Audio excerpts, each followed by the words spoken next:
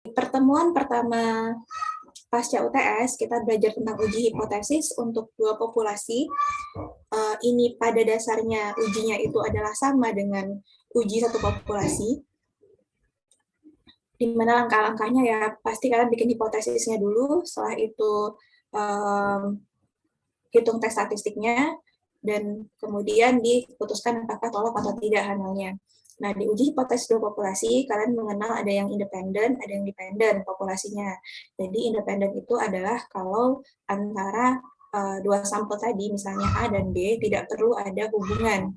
Tapi kalau dependen atau yang berpasangan, itu antara sampelnya harus berhubungan. Artinya, ketika kalian menarik sampel, itu sudah langsung sepasang A dan B diambil.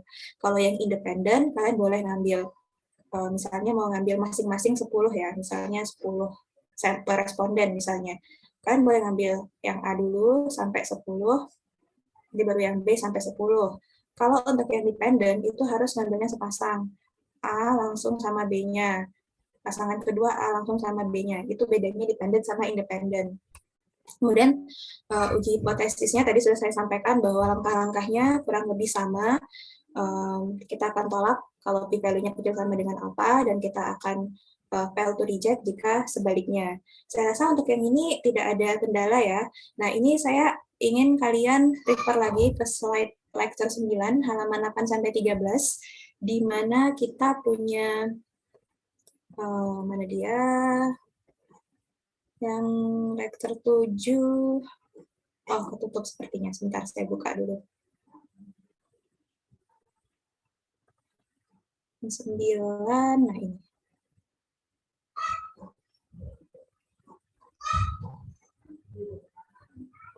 Nah, ini ya. Pada dasarnya langkah-langkahnya sama, dan saya rasa karena kalian dari pertengahan semester selalu dihujani dengan uji hipotesis, harusnya step-stepnya sudah melekat, kalian sudah dapat sense-nya untuk step-stepnya. Paling nanti di sini aja yang kalian tekankan untuk rumus-rumus tes statistiknya. Dan sekali lagi diingat bahwa uji hipotesis apapun itu, mau dia uji hipotesis proporsi, mean, varians, ataupun uji hipotesis tabel dua arah, koefisien signifikansi, apapun itu, pokoknya selama namanya uji hipotesis, langkah-langkahnya pasti itu juga. Jadi pertama tentukan hipotesisnya, H0, H1-nya, terus hitung tes statistiknya, kemudian ambil keputusan either pakai p-value atau pakai critical value-nya. Jadi rumusnya pasti itu aja. Berbedanya nanti Pak, cuma di hipotesisnya sama di jenis tes statistiknya. Udah itu aja. Nah, nanti untuk yang uji hipotesis dua populasi, kan mesti ingat bahwa ada uji untuk proporsi, dua proporsi, rumusnya seperti ini. Terus nanti kalian mungkin bisa bikin rangkuman ya untuk rumus ini, atau kalau kalian mau pakai tabel ini pas ujian juga boleh. PDF bisa kan ya dibuka nanti di exam browser? Bisa kan ya? Oke. Terus ini ada untuk uji rata-rata jika variansnya diketahui, kemudian kita tetap pakai Z ya di sini. Kemudian ada uji rata-rata jika varians populasinya tidak diketahui. Ingat yang di sini sigma adalah varians populasi ya, bukan varians dari sampelnya. Biasanya ada di step soal. Nah, kalau varians populasi tidak diketahui, kita pakai T. Ini masih sama kayak di uji satu populasi sebenarnya. Terus ada lagi jika misalnya sigma-nya tidak diketahui, tapi diasumsikan sama, maka kalian ada yang namanya pool variance seperti ini, pool sample variance. Kemudian ada, kalau dia dependent, maka kalian mesti mencari D ini adalah selisih dari value setiap pasangan. Jadi ujinya tetap pakai T juga. Nah, terus kalau misalnya membandingkan dua populasi, maka kalian pakai F. Nah, mungkin juga kalian akan ingat dari perkuliahan kita yang sudah lalu, bahwa setiap kali kalian menemukan uji di mana kalian membuat rasio antara dua varians, itu pasti F tesnya. Jadi F itu pasti hubungannya sama rasio dari dua varians. Terus ini ada beberapa contoh yang kita tidak akan bahas di sini karena sudah pernah dibahas dulu, dan kita sudah pernah latihan juga ya untuk group discussion, ada Jamboard-nya. Mudah-mudahan nanti kalian bisa refer balik ke Jamboard tersebut untuk melihat lagi. contoh-contoh soal yang pernah dikerjakan. Nanti mungkin saya coba, bagi kalian yang sudah kehilangan link Jamboard, nanti coba saya PDF-in, saya akan share di grup nanti. Itu untuk ujian 2 populasi. Ada pertanyaan nggak? Izin bertanya, Bu. Ya. Nah, saya agak bingung ini yang menentukan alfanya, Bu. Di yang contoh 1, contoh 2. Yang ini ya? Yang langsung ke contoh aja, Bu. Oh, oke. Ya, yang contoh 1, confidence interval, yang pakai confidence interval, Bu. Nah, itu yang interval. Ya, nah, itu alfanya 2 langsung 5%. Suaranya putus-putus, sorry, gimana? Ya, Bu, maaf, Bu. Ya, nggak apa-apa. Gimana, ulang lagi. Nah, ini kan Z alfa per 2 ya, Bu. Iya. Nah, tapi di sini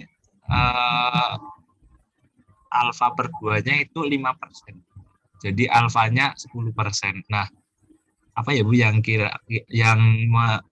menjadikan kayak gitu? Soalnya di contoh selanjutnya yang contoh 2 itu alfanya kan 5%, jadi 5% dibagi 2. Nah, ini kok alfanya yang awal dikali 2 gitu.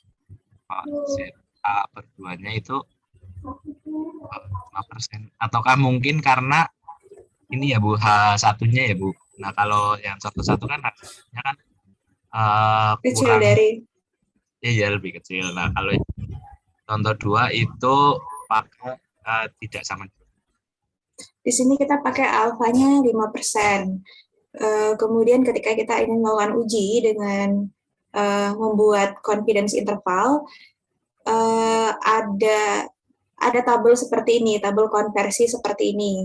Nah, karena kita tadi one tail kan ya, hipotesisnya ini kan one tail ya, kalau kayak gini, pakai tanda kecil dari, itu one tail, berarti one tail test, significance levelnya 0,05, maka kita harus beranggapan bahwa kita pakai 90% jadinya confidence intervalnya. Jadi ada konversi seperti itu, Tio, untuk yang confidence interval. Karena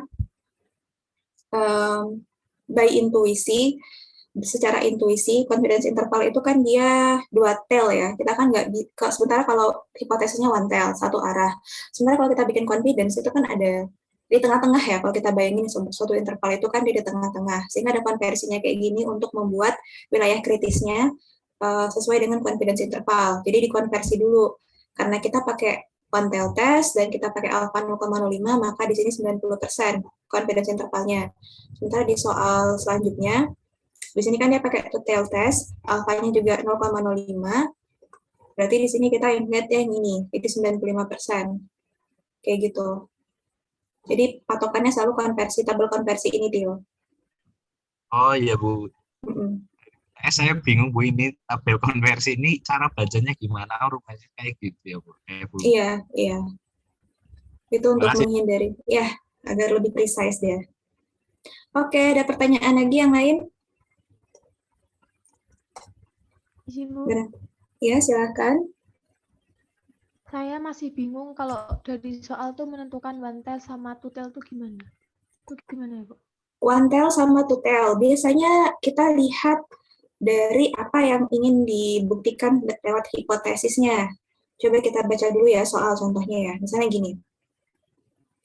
Di sini kan dia ingin mengetes klaim bahwa fatality rate, jadi tingkat fatalitas dari penumpang mobil itu lower, ada kata lower-nya di sini, lebih kecil untuk cars yang pakai airbags. Sehingga kalau ada lower, berarti kita tahu bahwa ini pasti kecil dari nih H1-nya. Kita ingin membuktikan alternatif hipotesis yang kecil dari. Nah, H0 itu kan pasti sesuatu yang pakai sama dengan kan ya. Jadi ya udah kita simply ganti kecil dari dengan sama dengan. Berarti H0-nya adalah kita ingin membuktikan bahwa kedua mobil ini, baik yang pakai airbags maupun enggak, itu sama aja. Dan H1-nya itu membuktikan bahwa oh enggak, yang pakai airbags lebih kecil gitu fatality rate-nya. Lihat lagi contoh soalnya. Nah, kalian juga saya sangat encourage untuk baca-baca lagi contoh soal yang pernah kita bahas di slide perkuliahan, dan juga soal-soal di group discussion, dan coba analisis sendiri, ini kenapa ya dia jadi hipotesis seperti ini, kenapa ya rumusnya kayak gini. Nanti kalau kalian masih nggak paham, nanti bisa disampaikan lewat grup ya. Nah, untuk yang ini misalnya, di sini kan pertanyaannya, dia ingin mengklaim bahwa laki-laki dan perempuan itu mengucapkan jumlah kata yang sama. Jadi membuktikan sama atau tidak. Karena sama atau tidak, berarti H0-nya sama dengan versus tidak sama dengan, kayak gitu. Bisa. Kita lihat lagi contoh-contoh yang lain ya, ada lagi nggak ya? Jadi sebenarnya kalau kalian nanti misalnya di dunia nyata ingin membuat penelitian gitu, yang mana yang harus saya pakai, one tell, left tell, maksudnya left tell, right tell, atau two tells, tergantung kalian, apa yang ingin kalian buktikan sebenarnya. Kalau kalian ingin buktikannya sesuatu yang sama atau tidak, ya berarti pakai two tells. Kalau ingin buktikan sesuatu yang lebih kecil dari, oke, berarti pakai one tell yang ke kiri. Kalau lebih besar dari, berarti right tell, kayak gitu. Nah, ini contohnya ingin menguji tentang standar deviasinya sama atau enggak, gitu misalnya. Nah, ini juga pakai two tells. Dan ini ada juga yang lain-lainnya, ini juga kalian bisa lihat lagi nanti di Jamboard yang kemarin ya. Itu sih. Jelas nggak, Disa? Baik, Bu, jelas, Bu. Oke. Terima kasih, Bu. Sama-sama. Ada pertanyaan lagi nggak? Kalau seringkali itu biasanya kalau kita uji hipotesis, yang sering dipakai ya kalau nggak pakai p-value, pakai yang critical value versus tes statistik. Jarang sih kita uji pakai interval, jadi tapi it's good to know that, karena ada beberapa uji lain itu yang pakai interval, misalnya kalian ingat ANOVA, di ANOVA kemarin kan itu selain p-value dia juga ngasih confidence intervalnya kan ya, jadi kan juga bisa lihat keputusannya nanti dari confidence intervalnya. Ada pertanyaan nggak?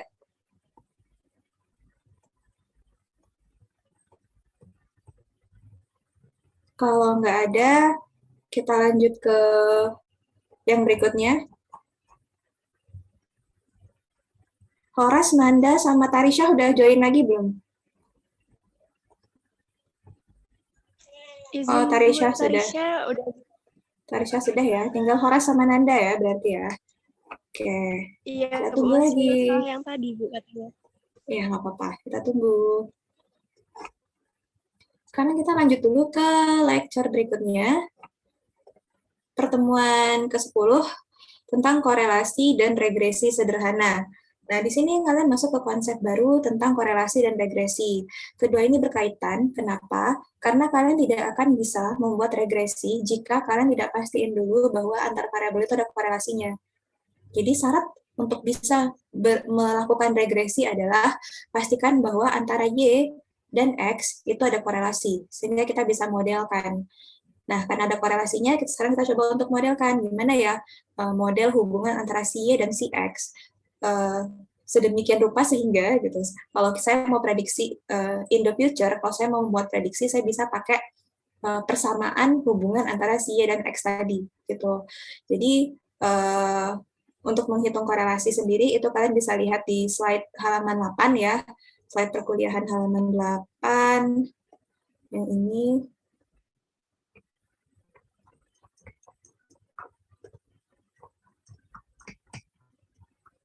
Mana ya? Nah, ini.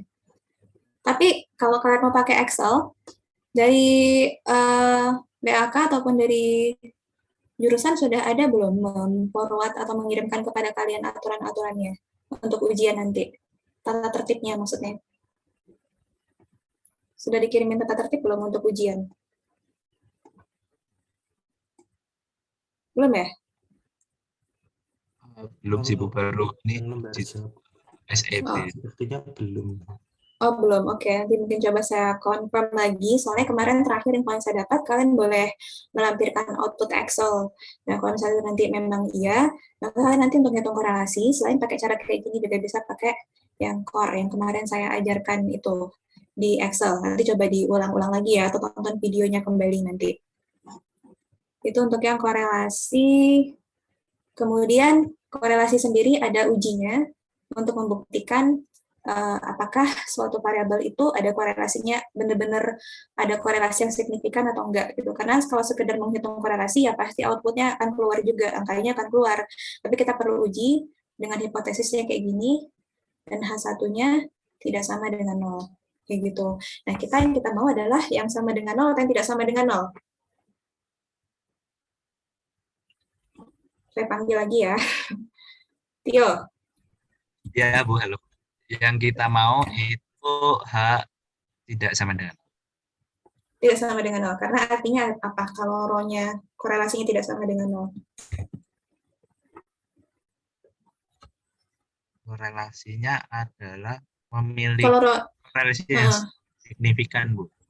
Iya, berarti ada korelasi ya. Kalau misalnya ini yang terbukti, hasil uji kita menghasilkan yang ini, H1 yang menang, berarti artinya ada korelasi, sehingga kita bisa melakukan regresi dengan data kita tadi.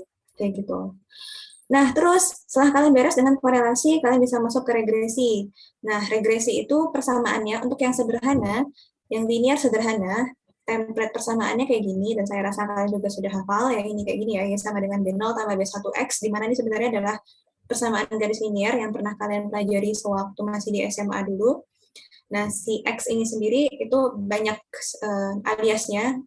Dia bisa disebut sebagai variabel independen, variabel bebas, regresor, explanatory variable, atau prediktor, banyak sih nama-namanya. Ini saya cantumkan di sini, in case nanti ketika kalian baca referensi, ataupun nanti di ujian, yang muncul misalnya dibilangnya regresor, atau explanatory variable, itu sama si X juga maksudnya. Jadi ada banyak alias dia, tapi maksudnya X. Nah, si Y sendiri itu juga punya banyak alias. Ada yang bilang dia variabel dependent, ada yang bilang variabel terikat, ada yang bilang regresan, ada juga yang bilang response variable. Jadi itu adalah sinonim atau alias dari si Y. Jadi nanti kalian jangan bingung kalau ketemu yang seperti variasi nama-nama mereka ini, mungkin di referensi, ataupun nanti mungkin di ujian, kayak gitu. Nah, terus untuk memaknai persamaan regresi, masih ingat nggak? Misalnya kalau saya punya persamaan regresi Y sama dengan 3 ditambah 0,27X. Kira-kira kayak gini nih apa maknanya? Saya mau tanya sama Adian. Ya, Bu. Setiap maksudnya itu setiap ada penambahan variabel X itu bertambah 3 ditambah 0,27. Itu ya, Bu. Hampir tepat. Ada yang bisa memperbaiki kalimatnya Hadian? Coba saya tanya sama Dandi.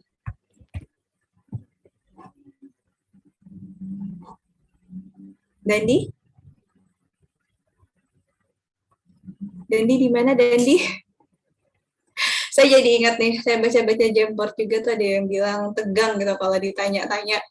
Saya kan juga nanyanya nggak menjudge ya. Ini sebenarnya lebih ke ngajak kalian untuk engage di perkuliahan ini gitu. Ayo kita sama-sama terjunlah ke dalam forumnya gitu, ke dalam diskusinya. Jangan cuma diam-diam dan mendengarkan. Karena kalau kayak gitu nggak akan ngerti gitu. Saya pribadi pun tipe yang kalau cuma disuruh dengerin, ya saya pasti akan menghayal-hayal kemana-mana gitu, atau nyambi-nyambi ngerjain yang lain gitu. Jadi saya sebenarnya ngajakin kalian untuk berdiskusi gitu, atau saya tanya-tanya, tujuannya biar kalian tertrigger gitu untuk oh gini maksudnya, jadi logiknya tertrigger gitu. Mana tadi si Dandi hilang ya orangnya? Oke, saya minta tolong sama Nur Arifah aja. Iya, Bu.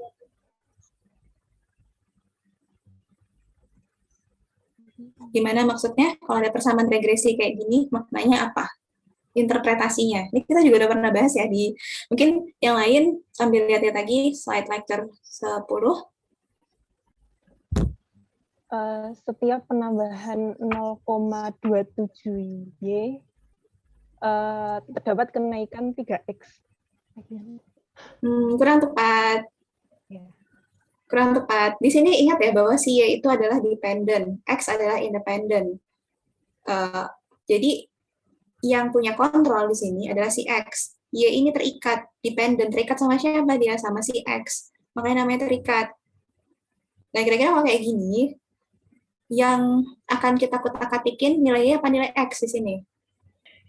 Nilai X, Bu. Berarti kalau kayak gini persamaan regresinya gimana memaknainya? Izin mencoba, Bu. Mungkin Ya, silakan. setiap penambahan 1X itu akan menambah Y sebesar 0,27. Iya, benar. Kayak gitu ya maknanya ya. Jadi setiap pertambahan 1 unit X itu akan mengakibatkan pertambahan Y sebesar 0,27. Good, Cynthia tadi ya. Oke, nah itu maknanya. Nah kemudian setelah kalian punya persamaan, kalian bisa gunakan itu untuk melakukan estimasi atau peramalan. Peramalan dari apa? Dari Y tentunya. Jadi kita bisa masukin nilai X yang baru. Misalkan kalian punya data dari 3 bulan terakhir, kemudian kalian ingin jangan 3 bulan deh, terlalu sedikit. Misalnya data bulanan selama 2 tahun terakhir. Kemudian dapat persamaannya kayak gini. Terus kalau misalnya saya mau meramal bulan depan akan seperti apa, saya tinggal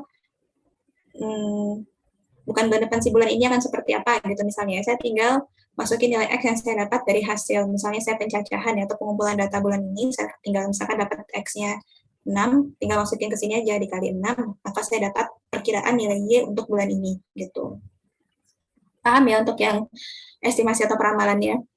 Terus untuk menghitung rumusnya sendiri, itu B0 sama B1 itu ada rumusnya. Kalian bisa lihat di halaman 18. Di sini ada rumusnya, Y bar kurang B1 X bar, dan B1 itu R dikali SY per SX. Tapi kalau misalnya kalian ingin gampang, dan saya juga tipikal orang yang maunya gampang, maksudnya kalau ada teknologi, ya dipakai aja gitu. Maka kalian bisa pakai Excel. Gimana coba dapetin B0 dan B1 kalau pakai Excel? Saya mau tanya sama Sofa.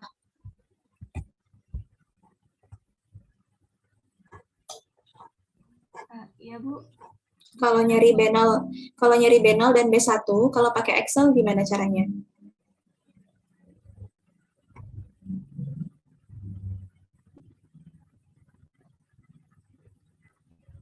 Corel, Bu.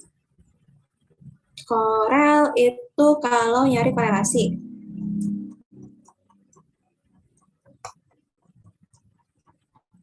Ada yang masih ingat nggak gimana cara nyari B0 dan B1 kalau kita pakai Excel? Udah lupa lagi kah? SSS sama SSR ya, Bu? Bukan, bukan. Yang perandataan Data analisis. Kenapa? Sorry. B0, B1 itu apa ya kalau di dalam persamaan? Hasil dari data analisis ya, Bu? Iya, data analisis yang mana kalau di Excel?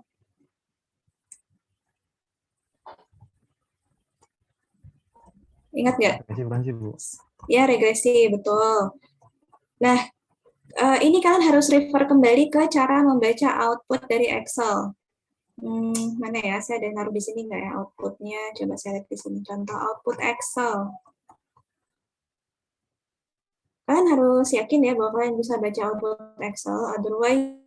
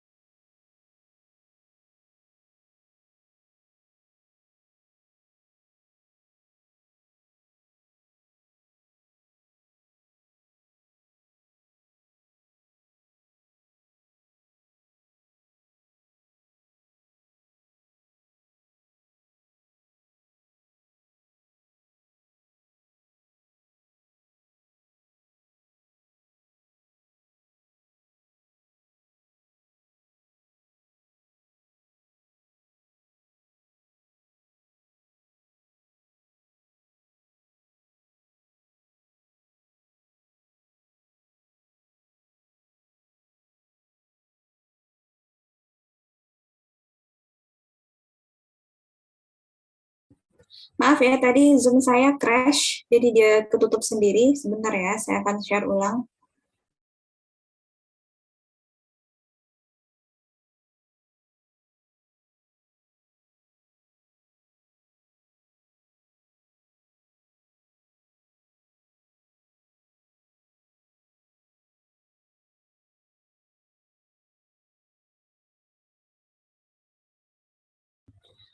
Malah bisa jadikan saya host. Baik, Bu.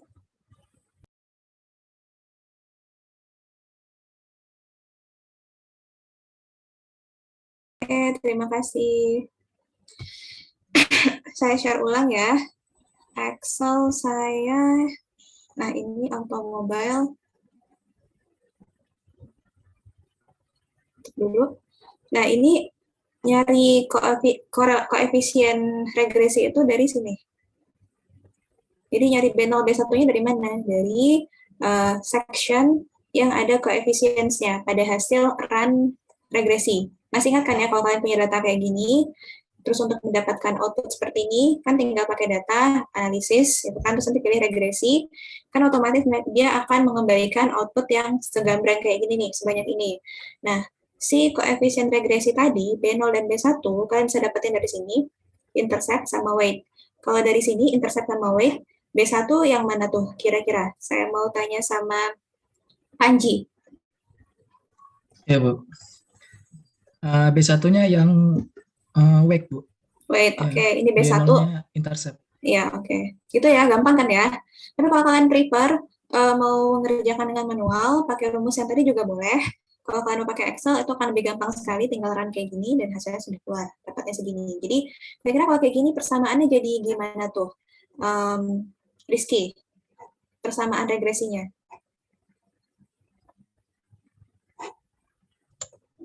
Izin Bu, berarti persamaan regresinya ya sama dengan minus interceptnya yang Interceptnya apa? tadi X ya? Ya sama dengan 56,09X ditambah negatif 0,01. Itu bukan ya, Bu? Ya, ditambah negatif itu disederhanakan gimana jadinya? Negatif berarti. Ya sama dengan 56,09X dikurang 0,01. Ya, udah.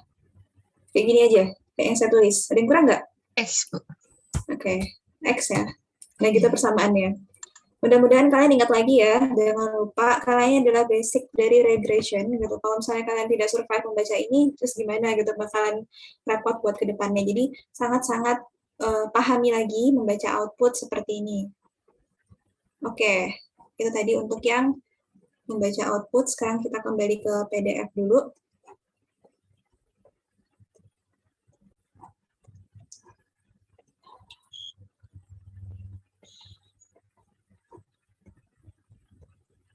Oke, terus untuk persamaan regresi sendiri, dia bisa divisualisasikan dalam bentuk garis lurus yang membentang pada suatu scatter plot. Kira-kira bentuknya seperti ini. Ini ada scatter plot, nanti ada garis lurus kayak gini, itu adalah garis regresinya. Karena dari persamaannya sendiri udah kelihatan ya, itu kan persamaan garis lurus ya. Jadi kita kebayang lah gimana kira-kira bentuk visualisasinya. Dan regresi itu dikatakan juga sebagai fitted line, kayak gini, fitted line. Karena dia adalah garis yang berusaha untuk ngepasin semua sebaran titik-titik itu, yang berusaha untuk mencari posisi yang paling pas, mendekati bentuk sebaran dari titik-titik ini, dari data yang kita punya, kayak gini misalnya. Makanya fitted kan, dia berusaha untuk ngepasin banget sebaran data. Itu untuk yang regresi. Ada pertanyaan untuk regresi sederhana? Kita coba untuk sambil ini ya, sambil napak tilas ke slide sebelumnya. Saya buka slide umumnya, slide utamanya, barangkali kalian ada yang ingin bertanya. Ada korelasi. Terus ingat juga ya bahwa korelasi itu ada yang positif, ada yang negatif. Negatif 8 sama 8, kira-kira lebih kuat yang mana, Jody? Korelasi negatif 8 sama positif 8? Mana yang lebih kuat, Jody? Negatif 3 sama Negatif 8 sama 8. aja, Bu. Sama aja ya, jadi sama kuatnya, cuman apa bedanya yang negatif sama yang positif? Beda arahnya aja. Iya, beda arahnya ya. Beda. Jadi ini yang positif searah, jadi pertambahan X berakibat pada pertambahan Y. Kalau yang negatif dia berlawanan arah, bertambah X-nya, maka Y-nya turun, kayak gitu. Seperti misalnya, apa misalnya kalau yang negatif? Jadi bisa ngasih contoh?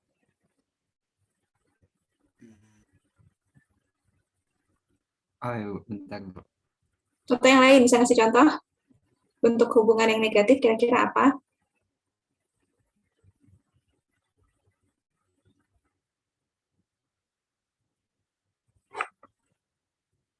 Yang berlawanan? Mungkin banyaknya orang bekerja sama waktu yang diperlukan untuk menyelesaikan Pekerjaan ya. Bisa, ya. Kita bisa pakai contoh itu dengan asumsi semuanya rajin ya. Dan pembagian tugasnya jelas gitu. Jangan sampai ada yang cuma ikut-ikutan, nanti satu orang doang yang ngerjain. Sama aja. Ya, tapi kita positive thinking gitu. Jadi by default ya benar. Jadi mungkin kita bisa anggap kayak pekerjaan konstruksi ya gitu. Jadi kan semakin banyak tukang yang dipekerjakan, maka bangunannya waktu yang digunakan untuk yang diperlukan untuk menyelesaikan bangunan akan lebih kecil. Oke, itu untuk yang korelasi sama regresi sederhana. Ada pertanyaan sampai di sini? Sebelum kita masuk ke yang lainnya, kita yang masuk ke yang berganda nanti habis ini. Oh ya, terus juga ini ya, ada yang namanya koefisien determinasi. Koefisien determinasi itu dia melambangkan, kalau kita di regresi sederhana, kita simply dapetin R kuadrat itu dengan ya menguadratkan korelasi aja. Tapi nanti untuk di berganda, kalian harus mencari rasio antara SSR sama SST. Nah, terus makna koefisien determinasi itu apa? Dia melambangkan seberapa bagus model kita. Misalkan kita punya koefisien determinasinya 0,976, ini kita bisa bilang bahwa sekitar 97,6% atau pembulatannya 98%, keragaman Y bisa dijelaskan oleh model kita, dipengaruhi oleh model kita. Sementara sisanya yang 0,02%, sisanya yang 2% itu disebabkan oleh hal yang tidak bisa dijelaskan. Nah, yang tidak bisa dijelaskan itu diistilahkan dengan apa? Dengan error. Kayak gitu. Makanya nanti kalian bisa ngelihat kalau di berganda itu ada sum square total. Total itu adalah sum square regresi. Jadi keragaman dari regresi ditambah yang nggak bisa dijelaskan atau yang disebabkan oleh error. Karena error itu kita anggap tidak bisa kita jelaskan, itu di luar nalar kita. Pokoknya error aja gitu, faktor X kayak gitu. Ada pertanyaan untuk yang ini? Kalau nggak ada, kita lanjut ya. Kita lanjut dulu, kalau nggak ada ke yang berganda. Saya coba lihat dulu yang berganda. Ini saya coba tutup dulu. Nah, ini yang berganda.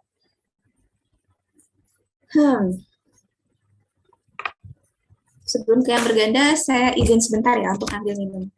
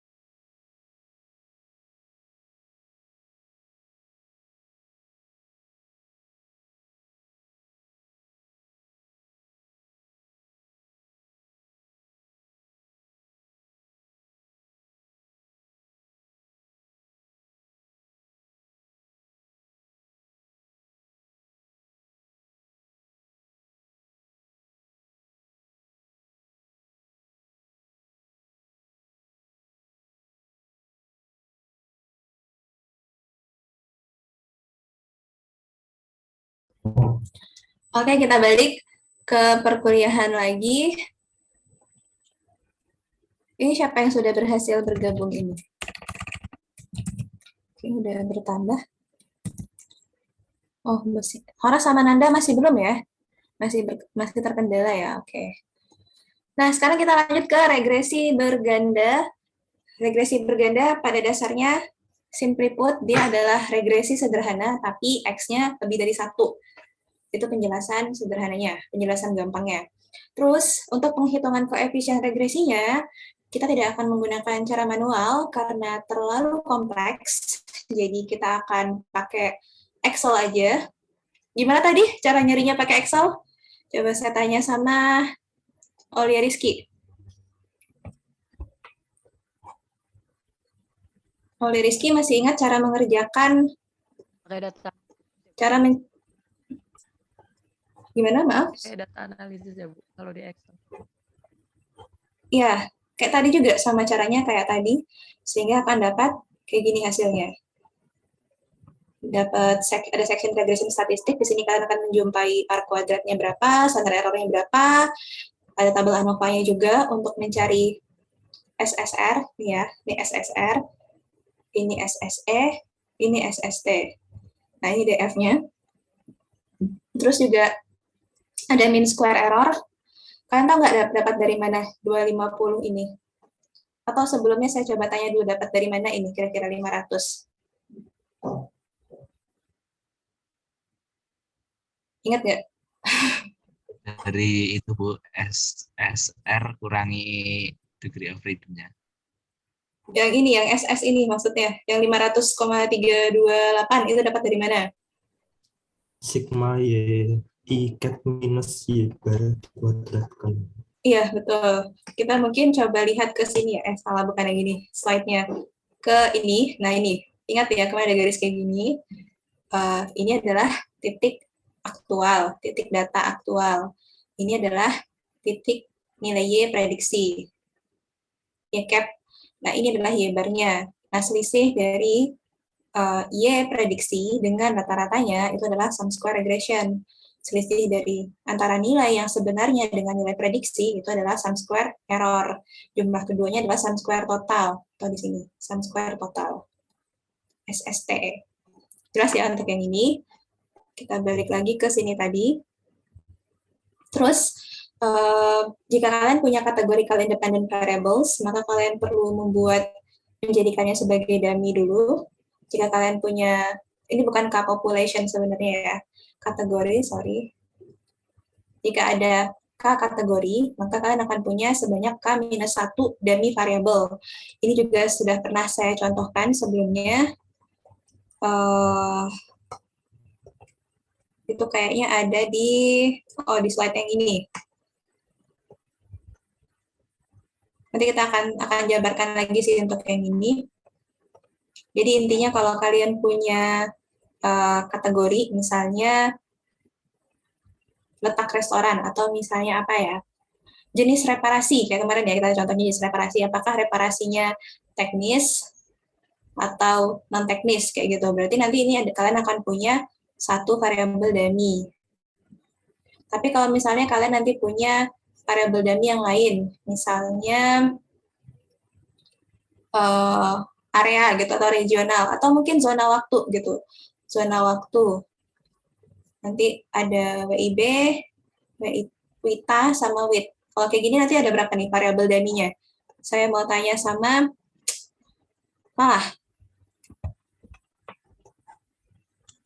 Ada 2, Bu ya? Ya, betul. Ada 2 ya. Jadi, satu untuk si WITA, satu untuk si WIT, dan si WIB adalah otherwise dari kedua ini. Yang mana yang kalian akan berikan dummy itu terserah. Boleh juga WIB sama WITA yang kalian bikinin dummy, WIT-nya adalah otherwise dari kedua hal ini, atau WITA sama WIT-nya, WIB sama WIT-nya yang didamiin, dan yang WITA akan masuk ke otherwise, terserah. Jadi terserah kalian yang mana yang mau kalian jadiin sebagai dummy-nya nanti. Intinya seperti itu. Terus ini baca output Excel. Kalian harus bisa untuk regresi berganda. Jadi di sini ada SSR, SSE, SST. Di sini ada sum square regression, sum square error, sum square total, udah dihitungin sama Excel. yang otherwise kalian akan mungkin butuh beberapa jam untuk menghitung manual. Kalau misalnya pakai rumus yang ya I cap kurang Y bar kuadrat secara satu-satu, itu mungkin akan lama, tapi udah dihitungin sama Excel dengan baiknya. Nah, terus ada mean square error. Mean square error dapat dari mana nih kira-kira? Ini kita ada 250 sama 5,850. Dapat dari mana nih 250 kira-kira? Saya mau tanya sama Fendi.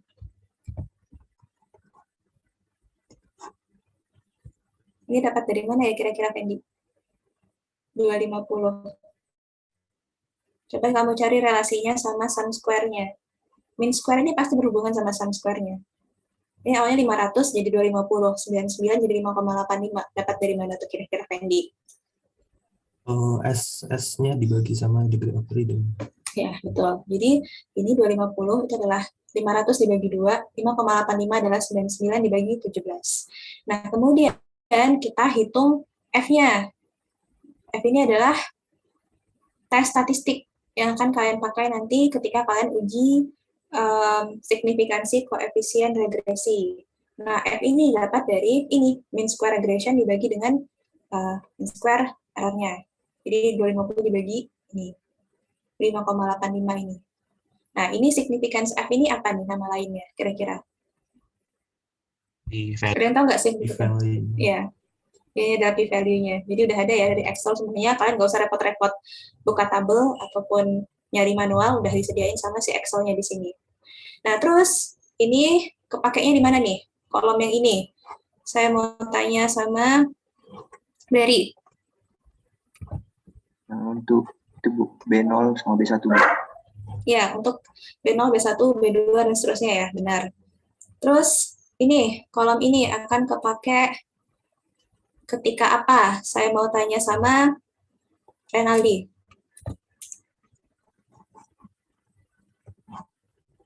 Yang ini buat apa, Renaldi? Pakainya kapan, Renaldi? Bermanfaatnya. Renaldi?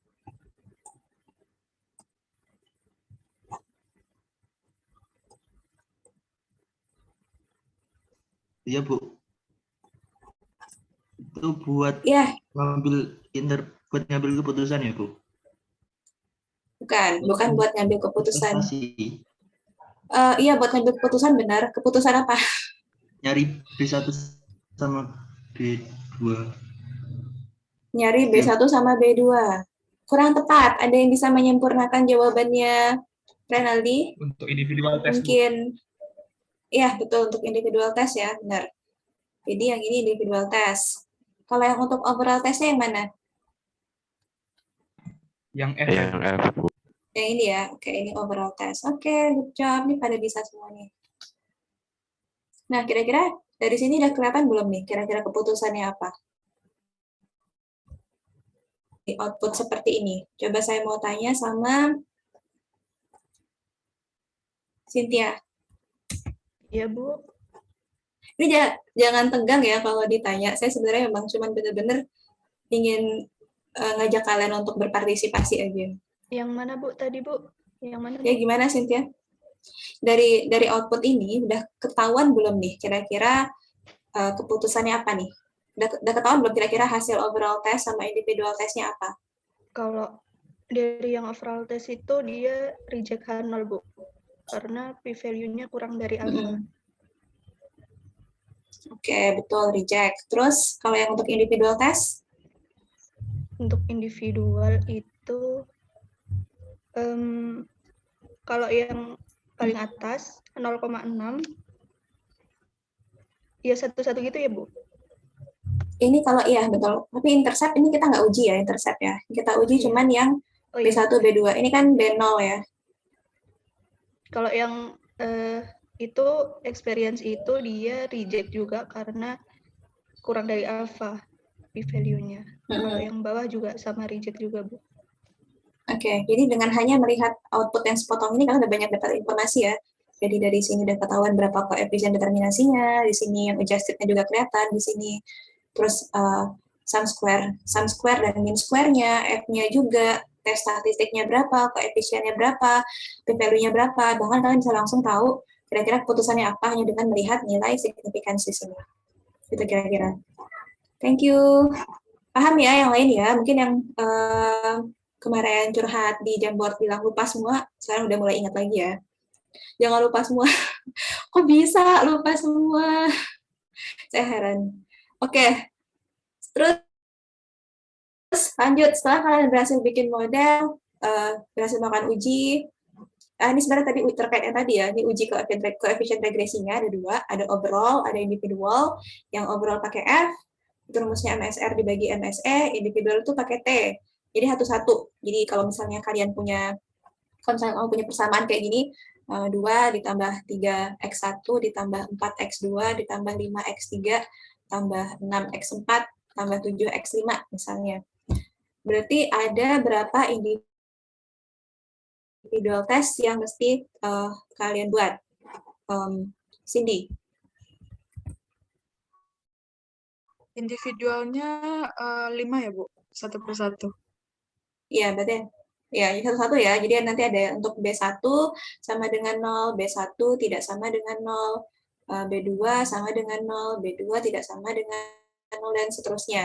Tapi untungnya kalian punya Excel kan ya tadi. Jadi di sini udah dikasih tahu statistiknya berapa, p-value-nya berapa. Jadi tinggal di sini nanti. Oke, itu untuk regresi berganda. Ada pertanyaan? Sambil kita lihat kembali di sini di materi-materi sebelumnya. Izin. Ya, silakan Fendi. Yang tadi waktu nentuin variabel dummy itu kalau tidak salah dulu itu ada contoh yang 2 kolom sama atau lebih itu juga ya, Bu? Itu ya ada. Bagaimana ya, Bu? Saya lupa. Ya, itu nanti kita lihat di slide berikutnya. Itu ada di slide berikutnya. Oh iya. Karena waktu itu kan waktunya nggak cukup, jadi saya masukin ke pertemuan berikutnya untuk detailnya. Nanti kita bahas di situ. Terus juga kalian mesti ingat tentang adjusted R-square ya. Adjusted R-square itu dia tujuannya memberikan penalti setiap kali kita menambahkan independent variable. Ada yang masih ingat nggak kenapa kita mesti memberikan penalti? Kenapa kita mesti menghitung yang adjusted-nya? Saya mau tanya sama Noval.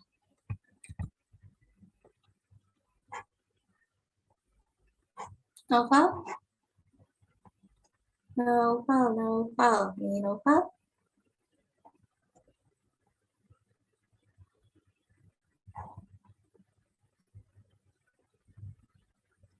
Novalnya mana nih?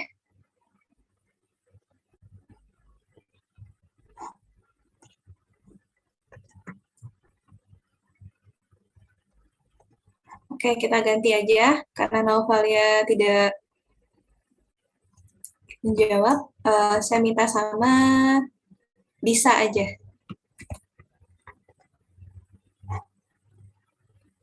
Silakan Disa. Gimana tadi, Bu? Ini ada adjusted R-square. Tadi kan udah ingat ya R-square. R-square itu apa nama istilahnya? Disebut dengan apa? Koefisien determinasi. Iya, betul. Nah, kita juga punya namanya adjusted R-square. Bahkan di output hasil Excel itu juga tersedia yang adjusted-nya. Kalian bisa lihat di sini ya, ini ada adjusted R-square. Nah, masih ingat nggak kenapa kita punya adjusted R-square? Atau kenapa masih tercipta si adjusted R-square? Kenapa nggak dengan R-square aja? Ada yang masih ingat nggak? Kamu masih ingat nggak? Bisa.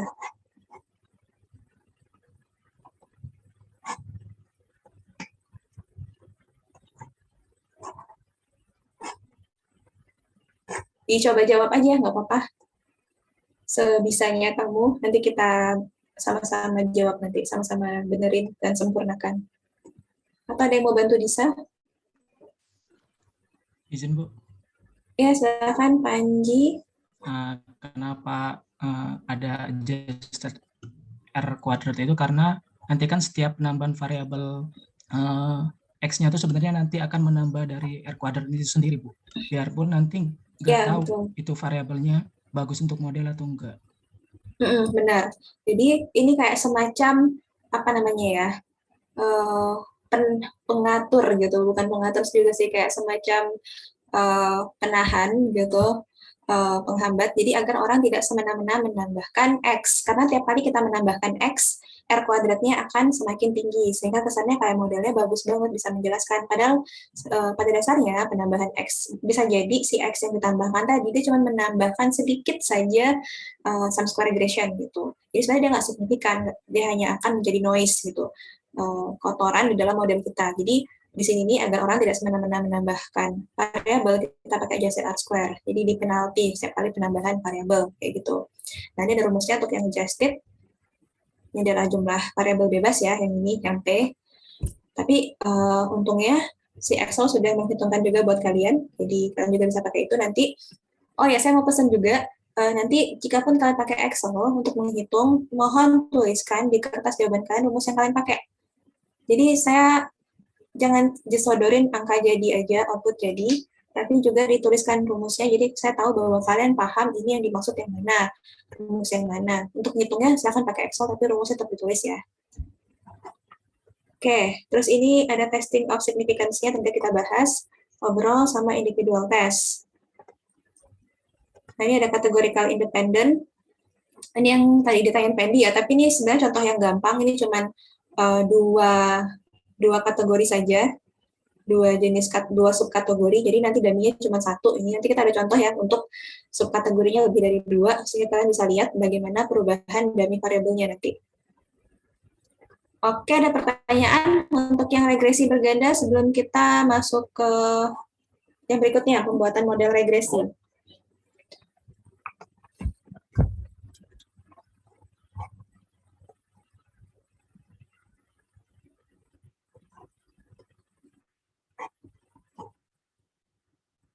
Nggak ada pertanyaan? Oke, kalau nggak ada, kita langsung masuk ke yang berikutnya ya, tentang penyusunan model regresi. Nah, di sini sebenarnya tadi kalian di 2 pertemuan sebelumnya itu dibekali dulu dengan pemahaman tentang regresi itu apa, kalian dapat gambaran secara garis besar, regresi sederhana dan berganda itu seperti apa. Nah, di sini baru kalian akan diberitahukan more behind the screen details gitu. Jadi hal-hal yang di balik layar gitu banyak sebenarnya. Jadi untuk menyusun model regresi, kalian mesti cek dulu general template-nya, langkah-langkahnya di slide perkuliahan page 3. Page 3 itu, nah di sini. Jadi langkah-langkahnya pada dasarnya kayak gini. Jadi kalau kalian punya data, dicek, ada yang kategorik nggak di situ. Kalau ada yang kategorik, maka kalian harus demikan dulu. Kemudian buat modelnya. Buat model, gampang atau susah sih buat model? Gampang atau susah bikin model regresi? Buat kalian gampang atau susah? Gampang atau mudah? Pada diam semua nih. Coba Ica. Ica mana Ica? Iya, Bu. Menurut Ica bikin model regresi gampang atau mudah?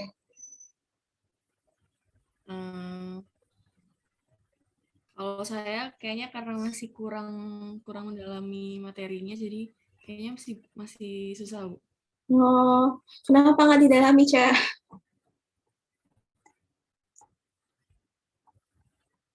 Kenapa nggak didalami, Ica?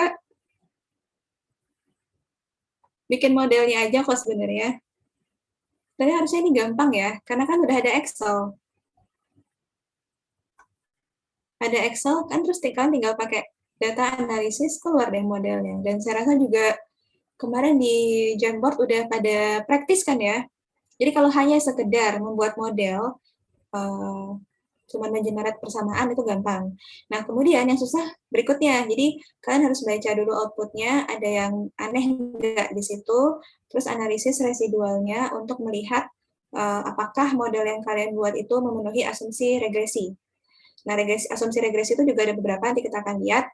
Asumsi regresi itu dia ada 5. Nah, ini asumsi-asumsinya. Tapi kayaknya untuk materi pelajaran kalian ataupun di ujian tidak akan sedetail ini. Paling cuma untuk teori-teorinya aja, tapi untuk penghitungannya tidak akan sedetail ini. Tapi kalian perlu tahu jika nanti kalian pakai regresi ketika melakukan uji, ketika menyelesaikan tugas akhir. Nah, di sini asumsinya tidak ada multikolinearitas. Multikolinearitas itu artinya adalah tidak ada korelasi antara variabel bebas. Jadi antara X1, X2, X3 tidak ada korelasi. Terus ada lagi asumsinya bahwa expected value atau rata-rata dari residualnya itu harusnya 0. Kemudian homoskedasticity, artinya residual itu kalau digambarkan dalam residual plot, dia tersebar konstan kayak gini, seperti horizontal band. Kemudian ada normality, jadi terdistribusi normal, kalau digambarkan bentuk kurvanya lonceng kayak gini. Terus juga tidak adanya autokorelasi. Nah, autokorelasi ini adalah korelasi di dalam variabel itu sendiri, dalam si residual itu sendiri. Jadi,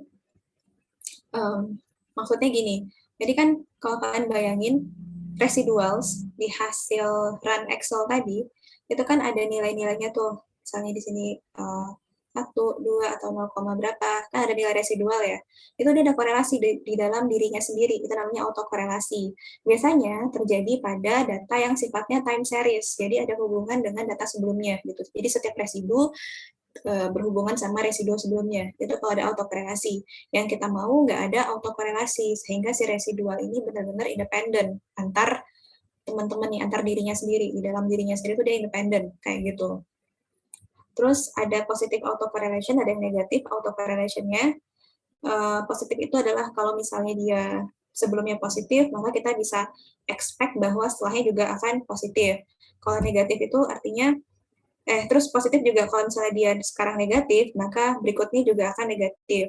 Nah, kalau negatif autocorrelation, dia kayak zigzagging gitu, jadi positif terus negatif, positif terus negatif, jadi kalau digambarkan dalam plot, dia kayak zigzag kayak gini, kayak gergaji. Nah, untuk mengetesnya, kalian bisa pakai Durbin Watson test namanya. Itu sebenarnya kalau di aplikasi statistik yang advance, kayak SPSS ataupun R, itu tinggal pakai aja rumusnya, Durbin Watson, tinggal pakai kayak gitu, terus masukin modelnya, jadi ketahuan hasilnya dia autokorelasi atau enggak. Tapi untuk Excel kan harus melakukannya dengan sedikit manual, jadi nanti benar-benar ngitung, nanti kan saya coba singgung sebentar untuk itu. Terus linearity, artinya bahwa hubungan antara X dan Y-nya harus linear. Karena kan kita bikin persamaannya regresi linear ya. Jadi harus dibuktikan dulu bahwa dia linear. Bisa pakai plot ataupun pakai uji linearitas. Tapi itu di luar skopnya kalian. Kalian mungkin untuk saat ini cukup tahu apa-apa aja asumsi yang harus dipenuhi. Kemudian ada apa lagi ya di sini ya. Terus nah, ini untuk yang dealing with categorical independent variables. Kita lihat tadi ya, yang ditanyakan sama si Fendi. Nah, ini contohnya.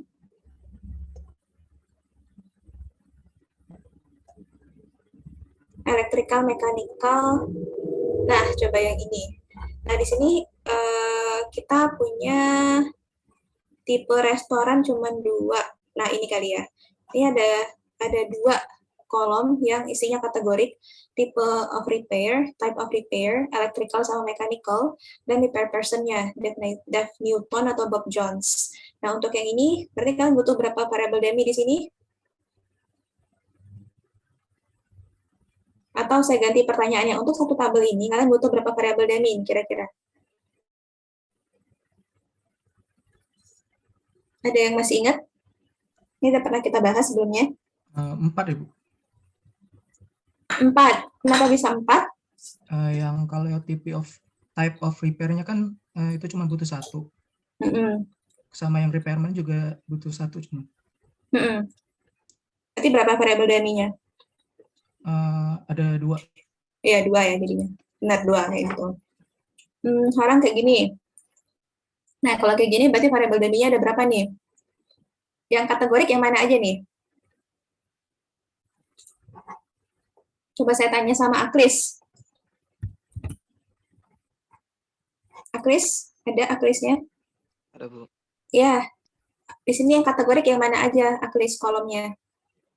Yang gender, place, company, sama academic degree. Untuk yang gender kita perlu berapa dummy di sini? 1 ya, Bu. Iya, di sini. Yang itu 2, Bu. 2 ya. Jadi karena ada 3 kategori, ingat ya selalu K minus 1 ya. Jadi 3 kurang 1 jadi 2. Company-nya? Itu 2.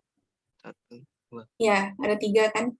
3 kurang 1 sama dengan 2. Yang academic degree. Yang itu juga 2. Jadi berapa total demi yang kita perlukan? 7. 1 tambah 2. Iya, 7. Iya, betul, 7. Itu untuk yang dealing with categorical variable. Thank you, Aklis. Oke, terus habis itu untuk regresi, asumsi regresi, kalian mesti paham tentang residual analysis. Residual itu adalah selisih antara nilai prediksi dengan nilai aktual. Nanti kalian harus gambarkan ke dalam plot residual, seperti ini kira-kira bentuknya, di mana sumbu X-nya adalah Y-cat, di sumbu Y-nya adalah residual ataupun yang standardized residual. Standardized residual itu juga bisa di-generate pakai Excel, tinggal kalian contreng saja opsi yang standardized-nya. Kemudian, ini tadi asumsi regresi sudah kita bahas ya, ini ya. Terus, nah ini tadi ada autokorelasi. Pakai Durbin-Watson test. Mungkin saya akan coba untuk liatin sekilas aja, barangkali nanti kalian mau pakai regresi ya. Saya akan coba liatin yang Excel-nya. Silahkan dibuka di Excel yang di file zip yang sudah saya share.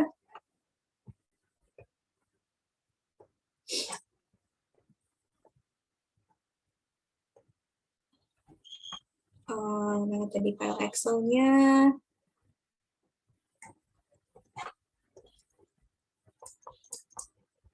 Protokol.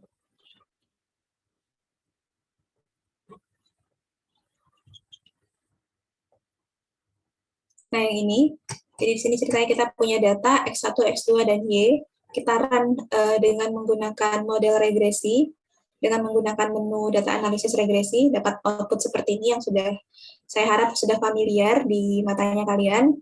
Output seperti ini. Kemudian kita ingin melihat ada autokorelasi nggak sih di dalam residualnya. Ingat bahwa autokorelasi itu dia melihat ada nggak sih korelasi antar sesama residual. Jadi kita akan berfokus pada yang ini, pada kolom yang ini.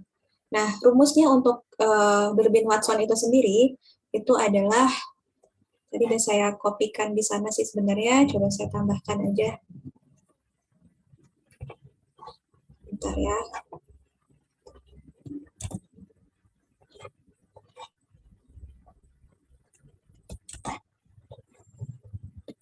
Nah, ini rumusnya.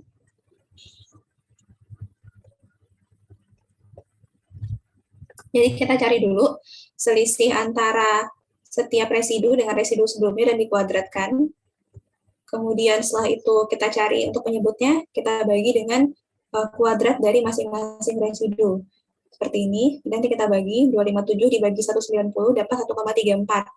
Nah, terus ada tabelnya nih, untuk kalau kalian nyarinya manual, kalian harus ngecek tabel Durbin-Watson-nya. Kayak baca tabel Z, tabel T kemarin ya. Jadi di sana kita punya, saya buka dulu yang ini tabelnya. Karena kita pakai alfa 0,05, jumlah observasinya 13, dan jumlah independent variable-nya ada 2. Nah, kita lihat dulu. Saya buka dulu filenya.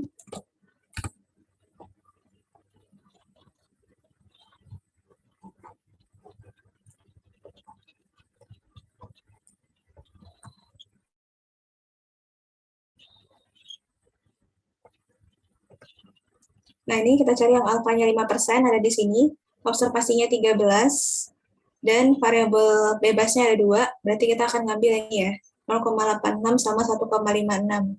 Interval nilai kritisnya. Nah, kemudian kalian ingat kan ya, cara mengambil keputusan kalau kita pakai confidence interval. Di sini kalian catat dulu ya, bahwa intervalnya adalah 0,86 sampai 1,56. Terus kita balik lagi ke Excel yang tadi.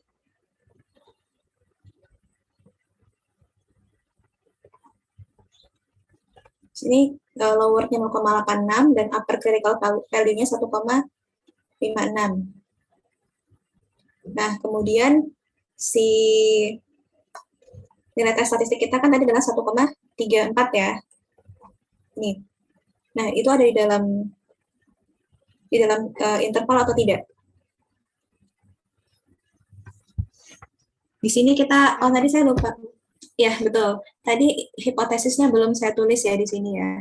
H0-nya adalah H0-nya adalah tidak ada autokorelasi, H1-nya ada autokorelasi. No autocorrelation, atau kalau pakai simbol, kalian bisa lihat di itu ya, di slide itu row sama dengan 0. H1-nya itu adalah ada autokorelasi. Sehingga row-nya tidak sama dengan, oke, simbol ini aja ya, tidak sama dengan 0. Nah, kira-kira kalau kayak gini outputnya, tolak atau fail to reject? Masih ingat nggak gimana cara mengambil keputusan kalau kita pakai confidence interval?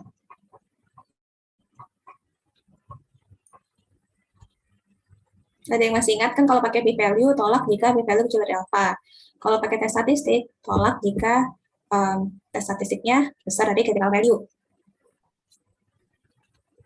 Ini berarti ini kalau ada mengandung 0 berarti dia tolak, kalau nggak ada apa di range 0 berarti dia yang pakai yang satu dari reject.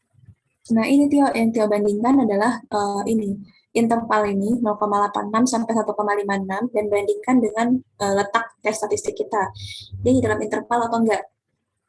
Di dalam, Bu. Di dalam interval. Nah, kalau menurut rule di perkuliahan berapa ya? 6 ya kalau nggak salah. 5 atau 6 ya? 6 itu kita tolak atau enggak? Kalau dia jatuh di dalam interval. Reject ya? Tolak. Ada. Iya. Coba kita buka dulu slide-nya. Kalau nggak salah sih fail to reject di interval. Ya, kita lihat dulu ya, biar sekalian refreshing juga. Itu dulu tadi perkuliahan yang ke-6. Ketika kita baru pertama kali belajar tentang uji hipotesis.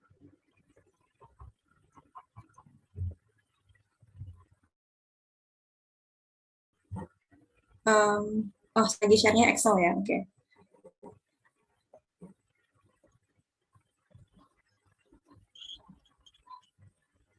Nah, ini kalau pakai p-value, reject kan jika p-value kecil sama dengan alpha.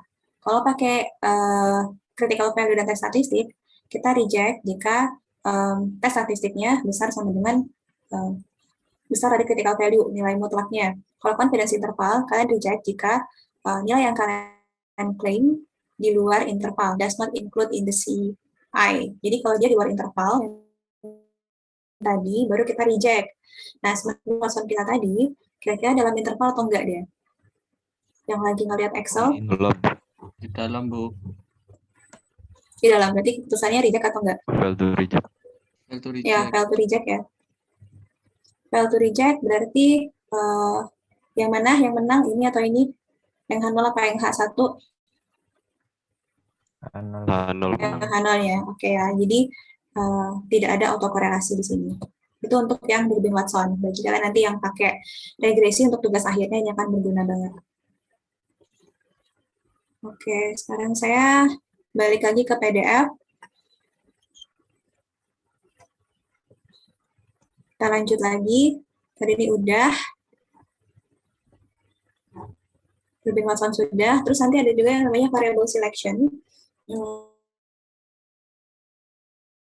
Untuk pemilihan variabel, variable selection ini cukup kompleks ya. Jadi sebenarnya pakai teknologi, mostly orang menggunakan teknologi untuk mengerjakannya. Kalau kalian pakai SPSS ataupun R, dan saya udah pernah contohin R juga ya sama kalian ketika mengajari ini, itu semudah tinggal mendefinisikan aja, tinggal bilang ke R-nya, tolong pilihkan dengan opsi forward, tolong pilihkan dengan opsi backward, dan sebagainya. Untuk Excel tuh sangat ribet sekali, jadi setahu saya tidak ada yang pakai, jarang sekali orang pakai Excel. Apalagi kalau kalian pakai SPSS, di SPSS juga sudah ada menunya, jadi kalian tinggal pilih variable selection, terus mau pilih pakai opsi yang mana, forward, backward, atau stepwise, dan subset, kayak gitu. Cuman kemarin saya menemukan nih ada channel YouTube untuk melakukan backward dengan Excel. Mungkin nanti kalian bisa pelajari ya untuk bagaimana cara mengerjakannya dengan Excel. Teorinya sendiri untuk yang forward adalah kalian mulai dengan model kosongan, nggak punya X sama sekali, kemudian kalian pilih kemudian satu persatu kalian mulai masukin variabel X berdasarkan yang memiliki signifikansi dan yang paling menurunkan error. Jadi yang X yang mana ketika dia dimasukkan ke dalam model ini, ya sama dengan B0 ini, B1 ini X yang mana, yang dia akan memberikan SSE terendah, dan dia juga setelah diuji signifikansi koefisiennya, dia juga signifikan, kayak gitu. Nah, kalau backward, dia kebalikan dari forward. Jadi, kalian mulai dengan model penuh dulu, jadi misalkan kalian punya 10X, kalian masukin semuanya dulu, B0 tambah B1 X1, dan seterusnya sampai B10 X10, kemudian kalian pelan-pelan keluarkan satu persatu yang paling tidak signifikan dan paling sedikit menurunkan error. Sehingga nanti akhirnya kalian hanya akan tersisa dengan variabel-variabel yang paling berarti saja. Nah, kalau stepwise, dia gabungan dari forward dan backward, di mana kalian mulai dari kosongan dulu, ditambahkan, kemudian diuji, tambahkan lagi, diuji lagi. Nah, yang tadinya ada ditambahkan, itu bisa dikeluarkan lagi, kalau misalnya memang dia mengakibatkan ketidaksignifikanan. Terus juga ada base subset. Base subset ini dia brute force, jadi kalian cobain segala kemungkinan yang ada. Jadi kalau dengan satu variabel aja, berarti nanti ada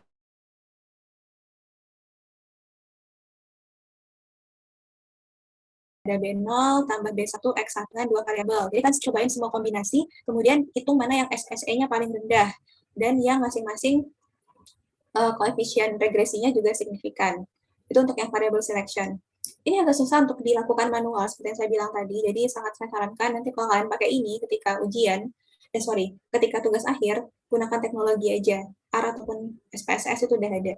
Jadi kalau misalkan tetap ingin nyobain pakai Excel, sulit ya mencari referensinya, tapi saya berhasil menemukan untuk yang backward pakai Excel. Nanti kan kita coba sendiri untuk yang ini, untuk backward pakai Excel, kalau memang tertarik untuk mencoba backward dengan Excel. Ada pertanyaan untuk yang model regresi?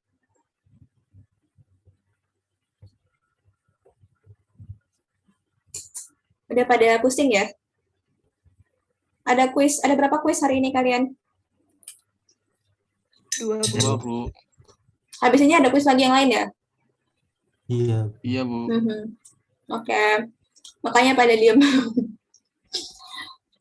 Gak ada pertanyaan ya berarti ya? Sepertinya tidak ada. Sebenarnya kalian bingung ya, cuman mau bertanya pun sulit gitu ya. Karena yang mau ditanyain juga bingung merangkai kata untuk ditanyakan. Ya, saya paham sih. Mungkin nanti nggak apa-apa, nanti kalau kalian terpikir pertanyaan sebelum UAS, silahkan nanti sampaikan di grup aja ya. Oke, lanjut ke pertemuan berikutnya. Goodness of fit dan tabel kontingensi. Intinya ini adalah uji untuk tabel frekuensi satu arah maupun dua arah. Kalau satu arah, ujinya cuman goodness of fit, cuma ada satu goodness of fit, di mana hipotesisnya adalah menguji apakah data kita, frekuensi pada data kita itu mengikuti distribusi tertentu atau tidak. Kemudian untuk yang two-way tabel, paham kan ya tabel dua arah, jadi ada kategorinya ada di atas sama di bawah. Jadi ada uji independensi, dia mengetes apakah row dan column itu saling mempengaruhi. Ada juga test of homogeneity, di mana fokusnya adalah melihat apakah sebaran data pada masing-masing baris ataupun masing-masing kolom di sini proporsinya sama. Kalau kita proporsikan homogen nggak dia untuk tiap kategori. Ada juga Fisher exact test, yang mana dia sebenarnya adalah independent test, tapi untuk yang expected value-nya, expected frekuensinya kurang dari 5. Terus ada lagi McNemar's test, ini untuk melihat discordance, dan ini biasanya untuk yang paired sample. Kayak gitu. Terus mereka semua, kecuali yang McNemar, itu tes statistiknya sama, kayak gini, kayak square semua, sigma O dikurangi E kuadrat dibagi E, kalau yang McNemar kayak gini, tes statistiknya, discordance. Ada pertanyaan untuk yang ini? Kita lihat dulu ya, tabelnya. Nah, ini goodness of fit. Sambil pelan-pelan kita lihat dan silahkan kalau ada pertanyaan.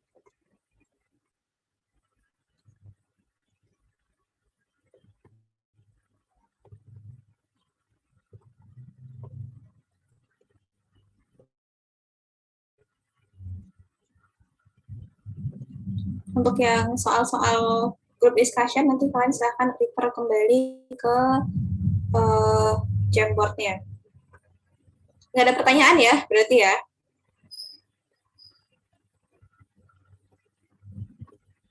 Ada diam, oke, diam saya anggap paham.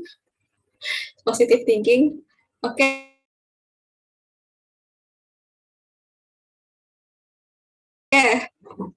Like one-way ANOVA, analysis of variance.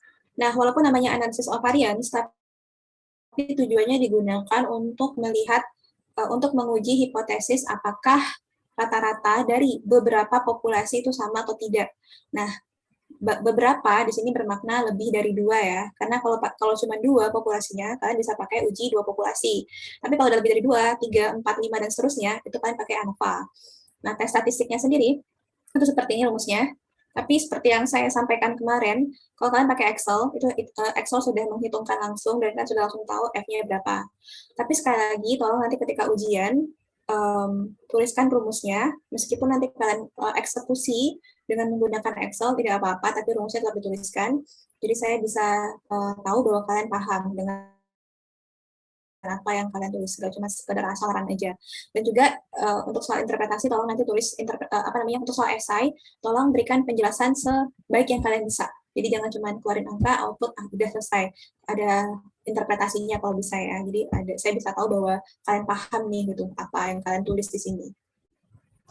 Itu aja untuk yang ANOVA. Ini gampang banget nih. Ini cuma tinggal uji hipotesis saja, rantai statistiknya, dan dapat keputusannya tolak atau tidak. Itu aja. Pertanyaan untuk yang terakhir, dan udah jam 9.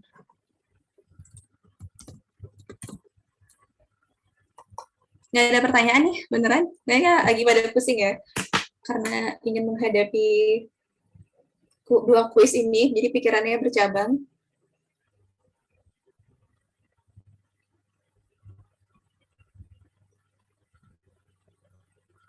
Udah siap untuk kuis?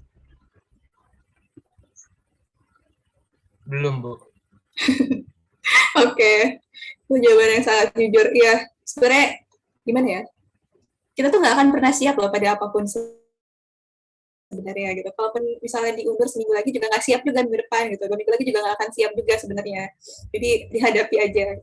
Kayak setiap orang juga kayak gitu. Kalau ditanya, siap belum? Belum. Gitu. Nggak siap-siap sebenarnya, tapi ya harus dihadapi aja. Semoga nilainya bagus ya. Karena ini nanti bantu-bantu nilai UTS dan UAS-nya kalian juga. Kalau nggak ada pertanyaan lagi, saya masih buka kesempatan nih kalau misalnya ada yang masih bingung dan ingin memberikan final questions. Habis ini ujian apa, kuis apa ya kalian ya, yang habis mata kuliah saya? SK, Bu. Oke. Kalau nggak ada pertanyaan, ini ada beberapa tips dari saya. Untuk persiapan ujian, kalian baca slide, kemudian usahakan juga untuk punya tambahan referensi lain, jangan hanya mengandalkan slide, coba explore sendiri juga, ada Google, ada juga buku yang kemarin saya share di RPS itu kalian bisa cari, PDF-nya banyak banget. Terus ini penting juga nih, siapkan cheat sheet gitu, jadi untuk rangkuman rumus-rumus penting, sehingga nanti kalian nggak akan ngabisin banyak waktu untuk bolak-balik slide dan sebagainya, karena nanti kan pas ujian bisa jadi kalian under pressure, nggak fokus, terus kalau harus bongkar-bongkar slide, buka-buka halaman, itu akan menambah kenervosan, gitu. Jadi buat rangkuman rumus-rumusnya dulu. Terus untuk yang pakai Excel, kalau bisa siapkan template formulanya, karena itu akan juga mengurangi ketegangan kalian juga, nanti ada template-nya, kalian tinggal masukin angkanya aja. Terus kalau kalian prefer baca tabel, pastikan kalian paham cara baca tabel, latihan untuk baca tabel, latihan juga pakai Excel ya. Jadi kalian tahu cara ngerannya. Seperti tadi ternyata ada yang masih lupa lagi cara untuk membuat model regresi dengan Excel. Nanti tolong latihan lagi, terus latihan lagi dengan soal-soal yang telah diberikan, baik yang dicontoh maupun yang di Jamboard. Terus jangan lupa berdoa. Nah, itu aja sih tips-tipsnya. Tapi bagi saya pribadi, yang paling penting itu di sini nih. Kalau kalian banyak latihan dan baca lecture slide, terus juga ini latihan pakai Excel, insya Allah sih kalian siap lah ya. Ada juga sih kemarin yang bertanya tentang berikan tips-tips uji mana yang harus dipakai pada soalnya. Itu sebenarnya tergantung soalnya kan ya. Makanya perlu daya analisis kalian juga untuk melihat ini kira-kira yang ditanyakan apa. Kalau misalnya kalian melihat bahwa yang disajikan di soal adalah tabel 2 arah dan dia bertanya, melihat apakah ada hubungannya antara pendidikan ibu dengan pendidikan anaknya, misalnya kayak gitu. Atau apakah ada hubungan antara pendidikan dengan pendapatan kepala rumah tangga. Nah itu mungkin berarti dia adalah uji independensi. Karena kita mau melihat antara row dengan kolom ada hubungannya nggak kayak gitu. Jadi saya rasa setiap kali saya ngasih slide dan juga group discussion, itu saya sudah berusaha untuk memberikan variasi kasus-kasus. Jadi kalau kalian bingung lagi tentang uji mana untuk kasus yang mana, coba dibaca lagi group discussion-nya, telah lagi jawaban yang bersama-sama kita bahas setiap kali group discussion, dan coba kalian simpulkan sendiri. Kalau masih bingung, nanti bisa tanyakan via grup ya. Itu aja. Terus keep in touch, karena ini terakhir kali kita ketemu. Kalian masih bisa WA saya sampai kalian selesai semester ini, atau mau bertanya via email juga boleh, dan saya juga punya sosmed. Kalau kalian tertarik untuk connect via LinkedIn, saya punya LinkedIn. Ini untuk yang profesional. Kalau yang non-profesional, saya punya Instagram, itu ada erikadis15. Jadi kalau nanti kalian masih ingin bertanya, ataupun nanti mungkin pas kalian tugas akhir, pakai regresi ataupun pakai statistik yang lain, dan kalian ada isu, silahkan tanyakan ke saya dan saya akan coba bantu sebisanya saya. Itu aja. Thank you and good luck on your final exam. Itu aja dari saya untuk hari ini.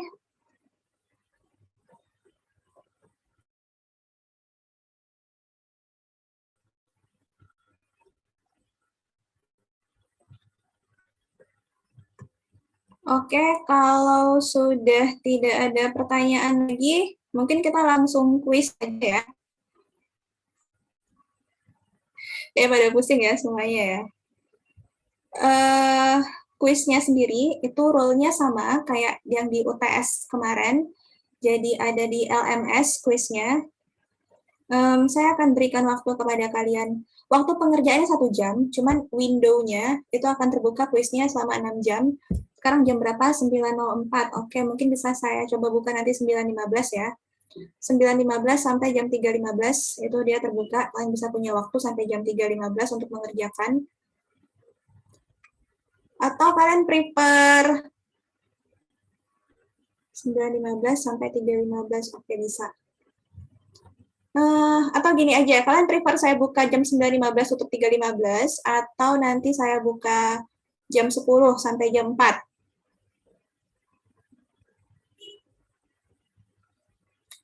Atau gini aja deh, setengah 10 ya, saya buka ya kuisnya ya, 9.30 sampai setengah 4. Jadi setelah kita tutup kuliah ini, kalian bisa baca-baca bentar. Nanti habis itu, kalau misalnya kalian udah keburu untuk ikut kuis yang lain, boleh ikut dulu. Nanti bisa kalian kerjakan yang kuisnya saya setelah habis zuhur. Itu aja ya. Pokoknya saya kasih 6 jam window-nya. Terserah kalian mengerjakan di mana, mau jam 2, mau jam 3. Pokoknya harus selesai sebelum jam 4, karena cuma sampai jam 4. Gitu aja ya.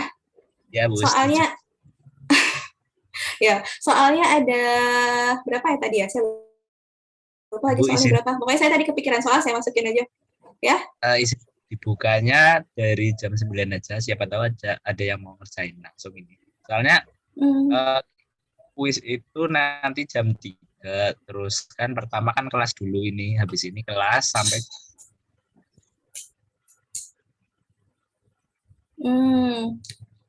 saya sebenarnya open sih to suggestion. Kalian mau dibuka antara jam berapa sampai jam berapa? Pokoknya saya cuma kasih rentangnya 6 jam. Terserah sih kamu baca-baca dulu. Dan harus hari ini ya. Jangan lewat hari ini juga. Ya, Bu. Baik, Bu. Siap. Izin Bu, untuk coret-coretannya itu habis kuis langsung di kuliah, boleh ada waktu.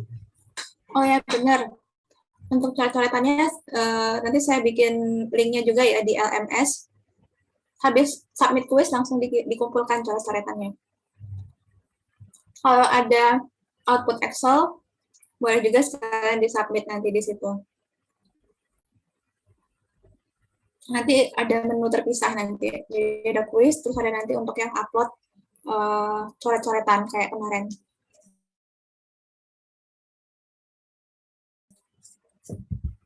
Jadi kan mau di berapa nih? Sebelum jam 9 malam ya, saya nggak mau lewat dari jam 9 malam. Harus hari ini dan sebelum jam 9 malam, jadi kan bisa belajar dulu nanti. Mau jam berapa sampai jam berapa? Saya setting di sini. Saya baik banget kan nego nih. Malah ngasih nego-nego. Soalnya biar kalian bisa belajar dulu. Iya Bu, cocok kayak gitu lah. Iya. Ayo, apa mau jam 10 sampai jam 4? Atau 11 sampai jam 5? Nggak ada yang mau mengusulkan? Bentar Bu, masih ada diskusi di grup kelas. Oke. Oh tadi yang jam 9 malam bukan opsi ya Bu? Bukan. Maksudnya gimana? Yang sampai pokoknya ya. Gini aja deh, biar nggak ribet ya. Karena saya biasanya kalau ada jam 9 juga udah kemalaman ya. Jam 8 deh, jam 8 malam. Pokoknya kan terserah mau pilih jam berapa rentangnya. Pokoknya maksimal kita tutup kuisnya jam 8 malam. Jadi mau jam 2 sampai jam 8 boleh, 1 sampai jam 7 boleh, 12 sampai jam 6 boleh.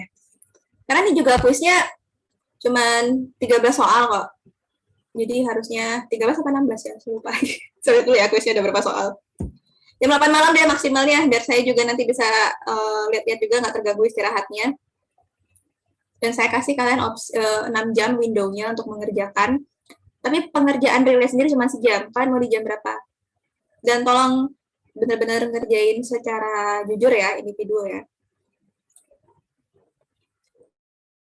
Karena toh nanti nilainya buat, maksudnya pengetahuannya kan buat kalian juga. Dan ini juga latihan kalian nanti buat mas.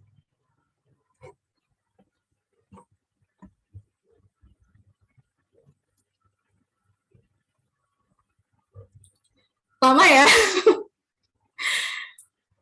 Ini nggak ada yang sholat istikharah dulu kan ya? Lamaan nanti kalau sholat istikharah dulu. Ini di grup ada cocok sih Bu. Jam 2 sampai jam. Iya, pilih jamnya jam berapa? Jam 2 sampai jam 8? Iya Bu. Jam berapa? Jam 2 sampai jam 2 sampai jam 8. Oke. Makasih. Oke, saya atur jamnya di sini. 14 sampai jam 20 ya.